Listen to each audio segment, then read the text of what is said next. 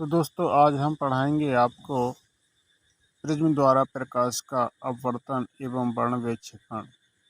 ये हमारा 6वां पार्ट है कक्षा 10 विज्ञान का। तो हम चालू करते हैं refraction and dispersion of light by phase. दोस्तों वीडियो को पूरा देखें तभी आपको ये पाठ समझ में आएगा। ये भौतिक विज्ञान है, वैसे भी थोड़ा सा टफ होती है, लेकिन आप लोग जब मन से पढ़ोगे तो टफ कुछ नहीं है। तो प्लीज़ यदि आपको कुछ करना है, आगे बढ़ना है, तो वीडियो को पूरा देखें, अन्यथा आपको कुछ समझ में नहीं आएगा। वीडियो तो को जब पूरा देखेंगे तभी पूरा समझ में आएगा। दोस्तों यदि पहली बार आप चैनल पे हैं तो सब्सक्राइब ज़रूर कर लें, अपने दोस्तों को शेयर कर दें लिंक मेरी। तो स्टार्ट करते हैं हम प्रिज्म से। तो प्रिज्म क्या है? तो प्रिज्म क्या है? तो प्रिज्म है किसी समांगी पारदर्शी माध्यम की उस आकृति को कहते हैं जो किसी कोण पर झुके हुए दो समतल पृष्ठों से घिरा होता है।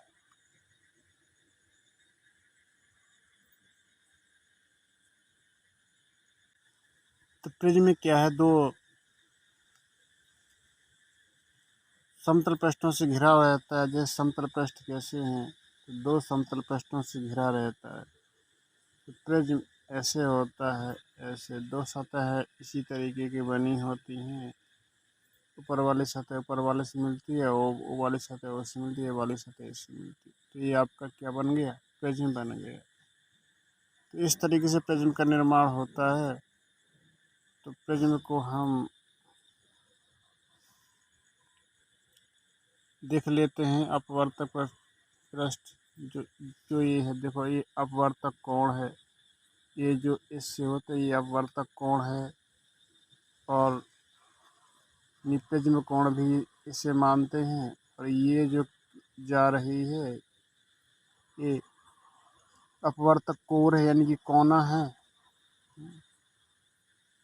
और ये जो चपटी चपटी है इस तरफ से ये लगी है, ये अपवर्तक पृष्ठ है। एक अपवर्तक पृष्ठ ये है, और एक अपवर्तक पृष्ठ उस तरफ होगी। तो आप दिख रहे हैं। तो ये ये जो प्रिज्म का चित्र है ये हमारा परीक्षा में ज़रूर आता है, तो इसको सीख लें। अब हम देखेंगे प्रिज्म द्वारा सफ़ेद प्रकाश का वर्ण विक्षेपण। वर्ण विक्षेपण का मतलब क्या होता है कि जब श्वेत प्रकाश अपने रंगों में विभक्त हो जाता है, विक्षेपित हो जाता है, अलग अलग हो जाता है, तो उस चीज़ को हम वर्ण विक्षेपण कहते हैं। तो सूर्य का प्रकाश अनेक रंगों के प्रकाश से मिलकर बना होता है। सूर्य के प्रकाश के संकीर्ण प्रकाश पुंज को प्रायः श्वेत प्रकाश कहते हैं। जब ये श्वेत प्रकाश किसी प्रिज्म से गुजरता है तो वह अपने मार्ग से विचलित हो जाता है और 7 रंगों में विभक्त हो जाता है। आप देख सकते हैं कि ये 7 रंगों में विभक्त है। तो ये जो प्रिज्म होता है, तो अब जैसे प्रिज्म हम ये देख लेते हैं प्रिज्म। तो इसमें क्या है कि सबसे ये है, इसका क्या किरण को कैसे जाना चाहिए? तो किरण को ऐसे निकल जाना चाहिए, लेकिन क्या हुआ, ये जब दूसरा माध्यम आया तो ये अभिलंब की तरफ थोड़ा सा झुक गई किरण, और फिर दूसरा भी आया, ये हाथ से भी झुक गई। तो सबसे दूर ऐसे जाना चाहिए था, लेकिन वो ऐसे चली गई। तो ये हो गया, किरण को ऐसे जाना चाहिए। अब को- इससे कौन सी कोण पास है, कौन सी किरण पास है? तो रेड पास है। और दूर कौन है इससे? तो बैगनी है। तो इसी प्रकार से कि जो विचलित किरण है, सबसे कम विचलन किसका हुआ है? लाल का। विचलन किसका हुआ है कम? रेड का हुआ है। सबसे ज़्यादा विचलन किसका हुआ है? बैगनी का हुआ है। तो अब ये देखते हैं कि तो हमें ये देखते हैं इसमें कि जो रेड कलर है, ये रेड कलर है, इसका इस किरण से विचलन कम हुआ है। तो लाल रंग का जो विचलन होता है वो कम होता है और बैंगनी रंग का विचलन ज़्यादा होता है। तो अब है, यदि हम यहाँ से इस प्रिज्म से दूरी नापेंगे तो दूरी बैंगनी की कम होगी और लाल की बहुत ज़्यादा। लाल यहाँ कहीं फोकस होगा तो लाल की ज़्यादा होगी। तो फोकस दूरी किसकी कम है? बैंगनी की। और फोकस दूरी किसकी ज़्यादा है? लाल की। तो इस तरीके से हम इसको विचलन सबसे कम हुआ लाल का और सबसे ज़्यादा विचलन कौन हुआ? बैंगनी का। तो ये होगा कि दूरी, तरंगदैर्घ्य और उसका विचलन। तो यह लाल प्रकाश कणों में विचलन सबसे कम होता है तथा बैंगनी प्रकाश कणों में विचलन सबसे अधिक होता है। अन्य रंगों के प्रकाश किरणों का विचलन इन दोनों के बीच में होता है। तो ये हम लाल रंग का देखो 68 से 64 के बीच है, नारंगी का 64 एंगस्ट्रॉन से 6000 एंगस्ट्रॉन है, पीले का 6000 से 57,000 एंगस्ट्रॉन है, 5700 और ये हरा 5700 से 5000, नीला 5000 से 4600, जामुनी 4600 से 4300 एंगस्ट्रॉन, बैंगनी का 4300 से 4000, यानी कि सफ़ेद का कितना हुआ?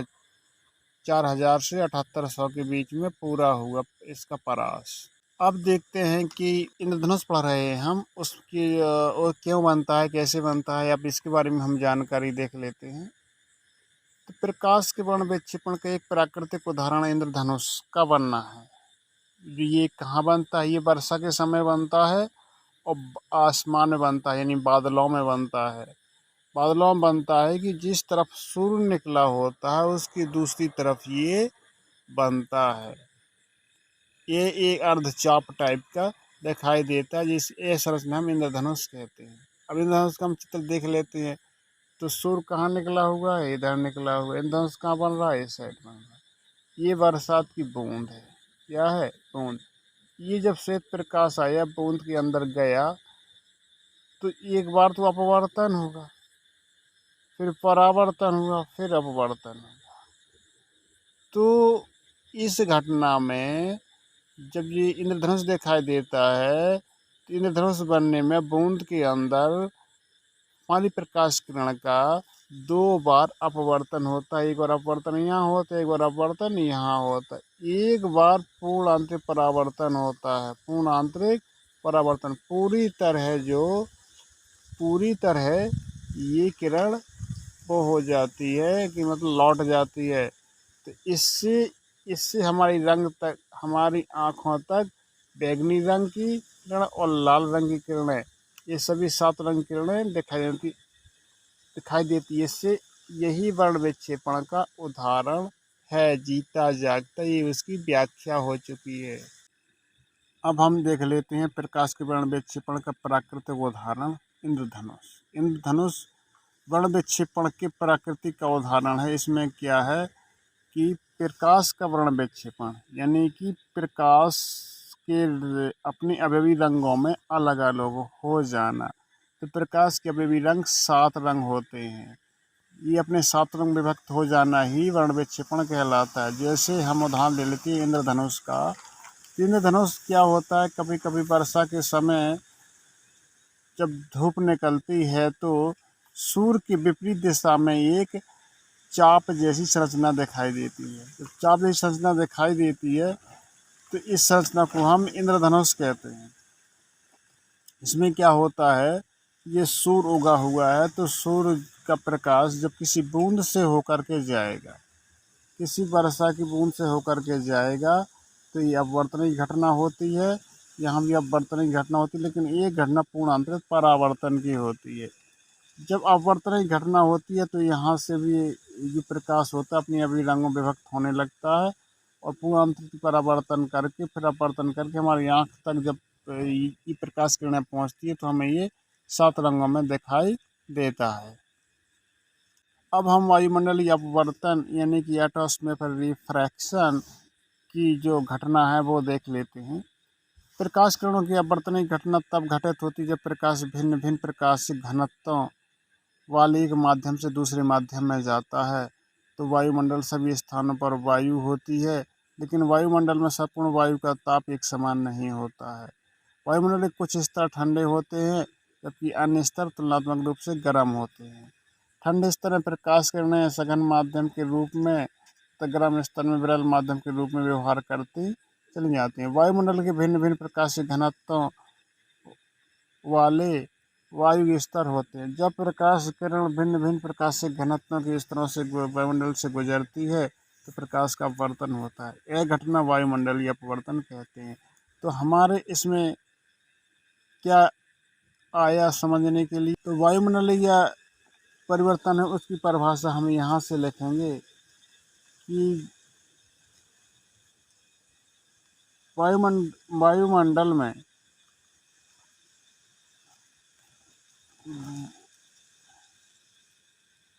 जब प्रकाश भिन्न भिन्न प्रकार से घनत्वों के वायु स्तरों के वायुमंडल से होकर गुजरता है तो उनके प्रकाश किरण में अपवर्तन होता है। यह घटना वायुमंडलीय अपवर्तन कहलाती है। अब इसमें क्या होता है आगे देखते हैं। कि वायुमंडलीय अपवर्तन की ये घटना और होती है तारों का टिमटिमाना। तारे कहाँ होते हैं? आसमान में। तारों और यहाँ से आसमान तक कितनी परतें पाई जाती हैं?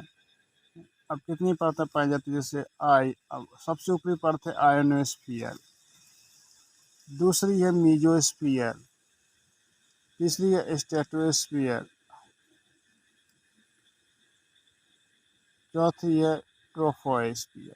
हमारी ओजोन परत कहाँ पाई जाती है? तो समताप मंडल में पाई जाती है। कहाँ पाई जाती है? समताप मंडल। ट्रोपोस्फीयर क्षोभ मंडल। ये क्या है? क्षोभ मंडल। यहाँ पर बादल वगैरह होते हैं क्षोभ मंडल में।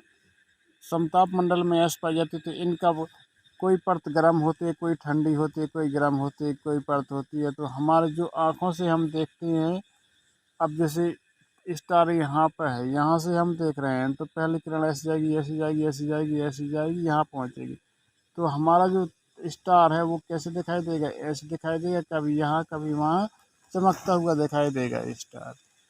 तो यही घटना है जब प्रकाश तारों का टिमटिमाना। यही घटना है कि तारों के प्रकाश वायुमंडलीय अपवर्तन के कारण ही तारे टिमटिमाते प्रतीत होते हैं। तारों से आने वाला जो प्रकाश जब पृथ्वी के वायुमंडल में प्रवेश करता है तो विभिन्न ऊंचाइयों और वायु परिवर्ती घनत्व के कारण प्रकाश का अपवर्तन हो जाता है। अतः पृथ्वी के वायुमंडल में प्रवेश करने के पश्चात पृथ्वी की पृष्ठ पर पहुंचने तक तारे के प्रकाश में निरंतर अपवर्तन होता रहता है। इसलिए हमारी आंखों तक पहुंचने में तारा के प्रकाश वायुमंडलीय अपवर्तन के कारण निरंतर रूप से बढ़ता एवं घटता रहता है। इसलिए तारे हमें टिमटिमाते हुए प्रतीत होते हैं। अब ग्रह क्यों नहीं टिमटिमाते प्रतीत होते हैं? तो ग्रह बहुत दूर होते हैं इसलिए ये, और अत्यधिक छोटे होते हैं।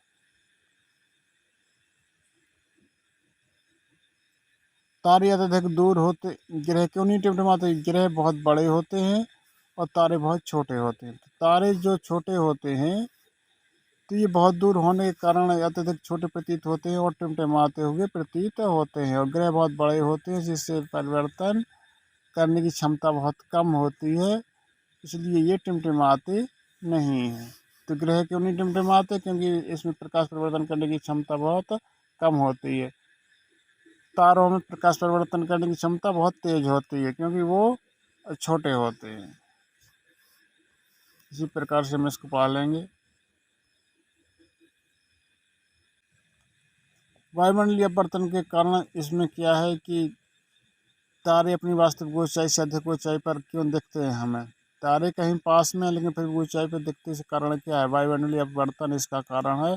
तो वास्तविक स्थिति से अधिक ऊंचाई पर दिखाई देते हुए प्रतीत होते हैं क्योंकि इससे निकलने वाला प्रकाश वायुमंडल में प्रवेश करता है और अपवर्तित होता चला जाता है। ये देख लीजिए चित्र। एक बच्चे एक तारे को देख रहा है तो तारा यहाँ पर है, तारा डॉट डॉट लाइन पर है और दिखाइए हमें तारा नीचे दे रहा है।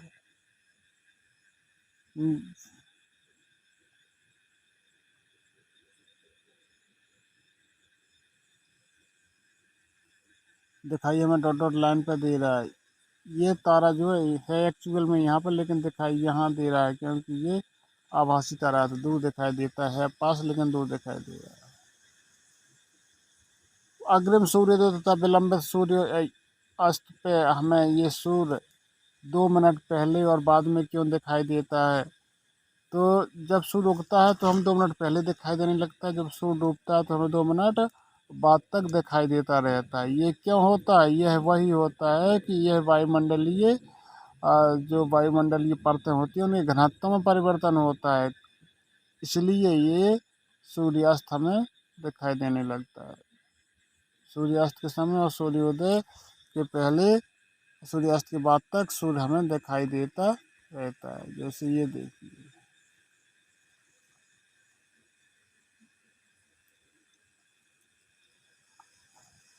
सूर्य कहाँ से उग रहा है? यहाँ से उग रहा है, लेकिन दिखाई कहाँ दे रहा है? ऊपर दे रहा है ना, इसलिए 2 मिनट पहले सूर्य दिखाई देने लगता है वायुमंडल अपवर्तन के कारण।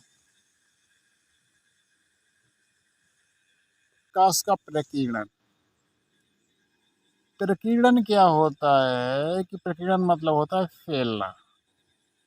प्रकाश में प्रकाश का, जब प्रकाश किसी से टकराता है और फैल जाता है तो इस क्रिया को कहते हैं प्रकाश का प्रकीर्णन।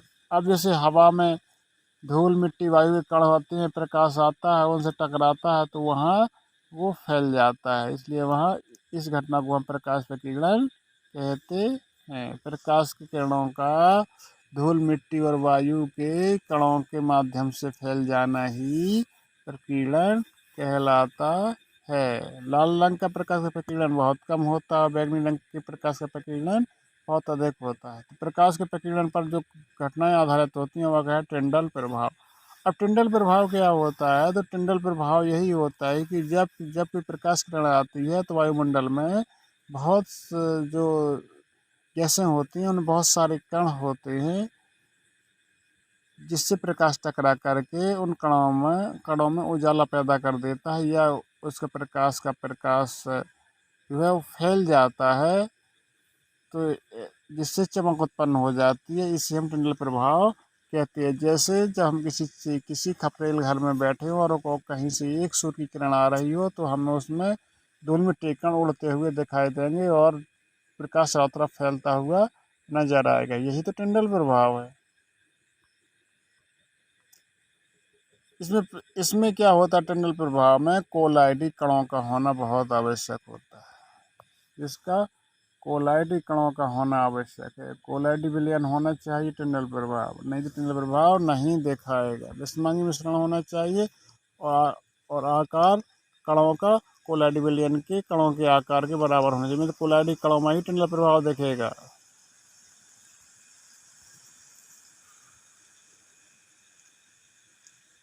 और स्वच्छ आकाश का रंग हमें नीला क्यों दिखाई देता है? तो स्वच्छ रस रंग का आकाश हमें इसलिए नीला दिखाई देता है कि वायुमंडल की धूल में बहुत छोटे छोटे कण अणु परमाणु उपस्थित होते हैं, जिससे प्रकाश जब वायुमंडल से गुजरता है धूल के कणों द्वारा उसका प्रकीर्णन हो जाता है। नीले और बैंगनी रंग का प्रकीर्णन लाल रंग की तुलना में लगभग 16 गुना अधिक होता है। तो नीले रंग का या बैंगनी रंग का प्रकीर्णन सबसे ज़्यादा होता है, इसलिए हमें आकाशमान नीला दिखाई देता है, क्योंकि नीले रंग का प्रकीर्णन सबसे ज़्यादा होता है। तो इसलिए हमें आसमान कैसा दिखाई देता है? 16 गुना अधिक होता है नीले रंग का प्रकीर्णन। अतः नीला बैंगनी प्रकाश के चारों ओर बिखर जाता है, जिससे हमारी आंखों में नीला और बैंगनी रंग दिखाई दे रहा है। सूर्यास्त और सूर्योदय के समय सूर्य का रंग दिखाई देना, तो रंग ही हमें सूर्योदय सूर्यास्त के समय सूर्य प्रकाश के प्रकीर्णन के कारण हमें लाल दिखाई देता है, क्योंकि सूर्यास्त के समय क्षैतिज में निकट होता है, जिस कारण प्रकाश आंख तक पहुंचने में दोपहर की तुलना में अधिक दूरी तय करनी पड़ती है। इन कारणों से वायुमंडलों पर धूल के कण का प्रकीर्णन हो जाता है, जिसमें से केवल लाल किरण ही आंख तक पहुंचती है और प्रकीर्णन तथा क्योंकि इन किरणों का प्रकीर्णन न्यूनतम होता है, यही कारण कि सूर्योदय सूर्यास्त के समय सूर्य लाल दिखाई देता है। अब सूर्य कैसा होता है? जब उगता है तो सूर्य कैसा होगा? नीचे की तरफ होगा। तो नीचे की तरफ होगा तो कौन सी किरण पे यहाँ आएगी? यहाँ तो जाएगी नीली, फिर यहाँ कौन आएगी? रेड आएगी। इसलिए हमें सूर्य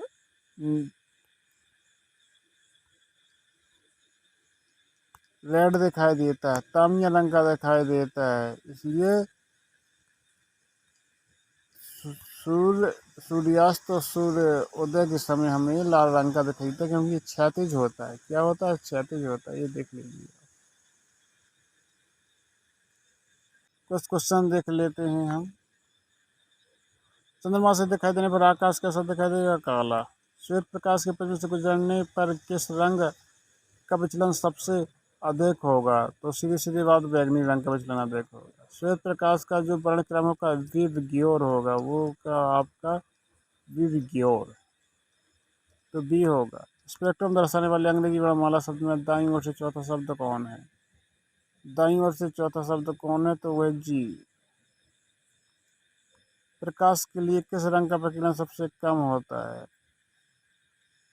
तो लाल का प्रकीर्णन सबसे कम होता है। कांच का अपवर्तन न्यूनतम किसमें होता है? लाल रंग के कांच के लिए अपवर्तन न्यूनतम होता है। जब श्वेत प्रकाश पृथ्वी से होकर गुजरता है तो सर्वाधिक विचलन किसका होता है? तो बैगनी का होता है। जब श्वेत प्रकाश पृथ्वी से होकर गुजरता है तो न्यूनतम विचलन किसका होता है? तो लाल का होता है। पीला, लाल, बैगनी और लाल रंग के प्रकाश में किस रंग की तरंगदैर्घ्य महत्तम होगी? तो अगर ए हो जाएगा अपनी लाल रंग की मात्रा सबसे महत्तम होगी। हरे रंग का जो है वो है आपका